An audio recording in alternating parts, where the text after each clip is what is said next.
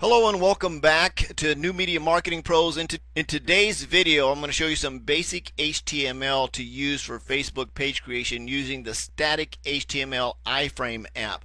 Before I jump into this how-to post, I'd like to say thanks to the guys over at the Static HTML page for their app. The very page that we're showing you here actually uses the Static HTML. You'll see the text in here, the graphics, all of this stuff was loaded using the HTML app. I'm going to show you how to install the app, and then I'm going to show you some basic HTML tips to do some cool stuff like bold your font, create a next line, add an image, and things like that. So let's get back into this. First thing you need to do is you need to be logged into your personal profile on Facebook.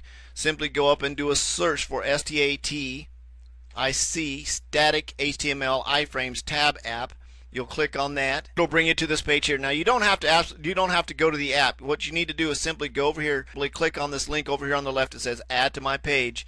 It's going to bring up all the pages that you manage here. So you're going to simply find your page and you're going to click this link over here that says add to page. And we've already done that, so we're not going to come to this. If this particular app's been added to the page, you won't see the page here anywhere, so you simply need to add it to the page. Once you've done add it to the page, you simply close this and that app will be added to the page. We're going to come back and we'll show you how to edit that here in just a second. We're going to get into the basic HTML. Just a couple of quick things to go through. One, just want to say thanks to the creators of Jason and Timothy for creating this app. It's very cool. You guys continuously improving on it. It's getting better every day and easier to use. Basic HTML, some things that we want to get into. You'll notice there's a little what I call the greater than and less than signs. These are basically on your keyboard over your question mark key and your period on your key. So to create a bullet, which makes a bullet point, you're simply going to put in LI and that's going to create a bullet. P creates a new paragraph. Of course, BR creates a line break. So in this instance where we created a line break, if I put BR below it, it takes it down to the next line and creates a line break. Now, when you're bolding a word, or a series of words, you simply add a B in front of this, and this is done by the greater than and less than signs, which are over your comma key and your period on your keyboard. So you simply place the greater than, the letter B, less than with the word that you want to bold. To stop the action, you simply place a slash in front of and it stops the bold. To bold a single word, the code looks like this. So you'd have the B, which bolds the word, then you have the stop action here. To bold more words, you simply put the B in front of the entire sentence or a series of words, and you put the stop action behind it. Use the slash sign, which is below your question mark key, at the end of your action to turn it off. So that includes bolding a word, changing the font size, changing the color. You'd add this at the end of that action to stop that action. Adding HTML code for a picture looks like this, and again, you're simply going to put this entire code in here all the way down. So you're going to start at the greater than sign, you're going to come all the way to the less than sign, and you want to add your image in here. Now, URL for the image, you simply grab that entire URL. You want to make sure you include the http:// the entire URL all the way down to the JPEG, and you can simply grab this entire code and you can paste that into your HTML, and you're going to replace your URL with this entire URL string here down to this point and paste that in there. You're also going to do it again here behind these quotations. So you're going to paste that entire URL into the string in between these quotations, and make sure that you don't delete these quotation marks here. Make sure that your URL is in both of those positions, and of course whatever the title of your image would go here, so you don't really need to worry about that, just the title of your image.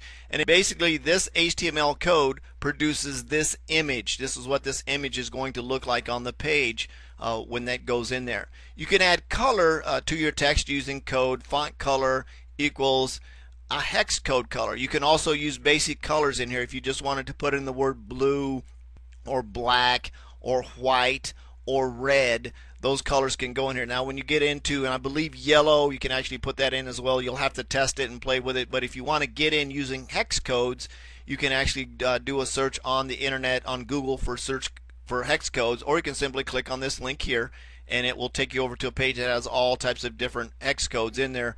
And then if you want to add a hyperlink similar to the one that I did here, now I did this a little bit crazy. I wanted you to actually see the entire URL where you're going, but you could actually put the name of the text in here, and that would look like this.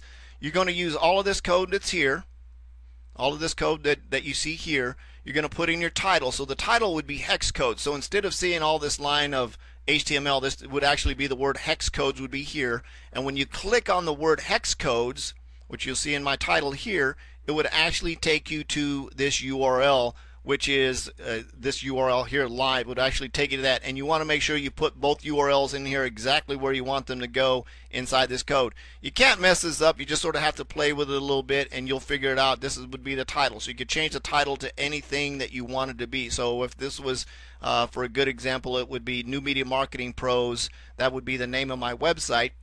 Over here, my URL would be all at the beginning here, www.newmediamarketingpros.com. And of course, it would be the same thing again down here inside of these brackets that we have set up. So when you're using, if you want to change your font size, you can use some font size codes that look similar to this. Let me blow this up a little bit so we can see this.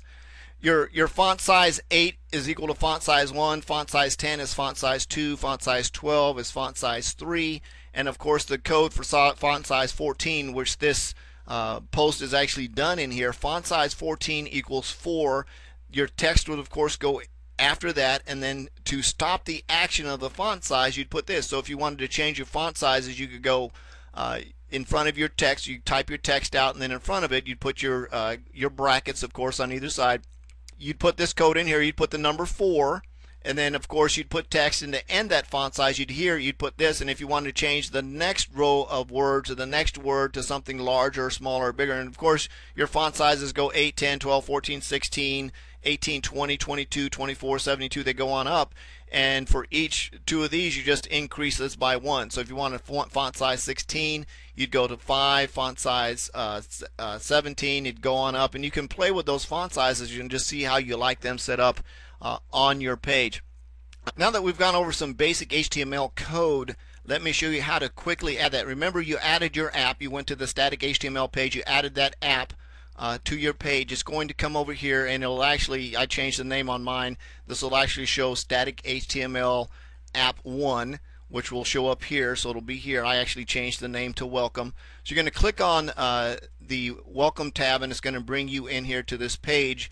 Now you have all of these really cool things that you can do with the code. I'm going to show you what the page actually looks like in the preview mode here. This is what my first page is, and this is what we call a like gate. It says, thanks in advance for the page like. I'm a geeky father of 4 and a husband who enjoys sci-fi movies, coffee, ice cream, and cooking for friends and family. I truly enjoy helping people learn cool, geeky stuff. On the next page is a short how-to video on using HTML to build a welcome page like this. Now let me show you some really cool stuff. Let's go back to the editor. This is my HTML. You've got 2 pages here. You've got your non-fan block up the top, and you got your fan block at the bottom. So what I did in terms of setting this stuff up is I want to create a break here so that my content moves. You see, I just used the BR just like in our example on the page before. Let me save the changes here. Let's do a quick preview, and you'll see how that broke this down to the next line using that break on that page. And it's simply those cool little tips. Now if I wanted to put a bullet in front of this thing here, I'd simply put in LI like this, which creates a bullet, and let's go preview this, and there's my bullet. Very, very simple, easy way to do a page edit using those tips that I showed you. I don't need a bullet in front of that, but I'm actually going to take this BR off, and I'm going to paragraph this because I want to get a little bit more space into that. And let's click on the preview, and you see that it pulled it down here on the next page. Now going back to my editor, I've got all that HTML stuff that I created. It's basically in here on this page. I've gone through, I've added the code. It looks a little bit complicated in here. I'm going to have to do a little bit of editing, and this is where this can get a little bit tedious sometimes. But if you take your time and do it one section at a time, let's go and preview this. Let's preview the fan content. This is basically what this page is going to look like. And I need to go in here and just do some adjustments and some edits and put in a few more breaks and add this stuff in here. And basically this is everything that I just went over and showed you on the video on how to use off of my actual blog page here. So this is pushed into this video. So this is basically what the page would look like, and I simply need to go, and this is in my HTML editor. So I've got my public content page, which is basically for non-fans. It shows up here, so when you come and you like my page, once you like it, it's going to actually show you the actual content here. So this is where we get in. I just want to say again, thanks to Jason and Timothy for creating this page. It's really cool. You guys are making it a lot more easy to add this stuff in here. Let's go back to the editor. I'm going to scroll down. You've got the top box, which is your non-fans. You've got the bottom boxes, which is for your fans only. And you'll notice in here this says strong. This actually works the same as bold. If you bold something in terms of putting something together, it works very, very cool. I'm actually going to break this down to the next paragraph, so I'm going to put BR in there. That'll break that down. And if I go up and I simply hit preview page, you'll see those changes came up on my fan content, where I broke that down to the next page, and I simply have to go through and edit each one of these, and I'll get down here and I'll clean this up a little bit. Let's go down to the bottom. I'll show you that really quick, and I'll end this video so you can be done listening to me talk.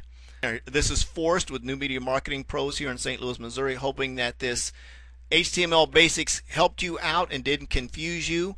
If you have any questions, feel free just to do a post over on my wall and shoot me over a question. We'll see if we can help you successful page building experience and learning how to use this stuff. So let me save the changes here. Again, this is Forrest with New Media Marketing Pros here in St. Louis. Hope you have a wonderful, successful, prosperous 2012.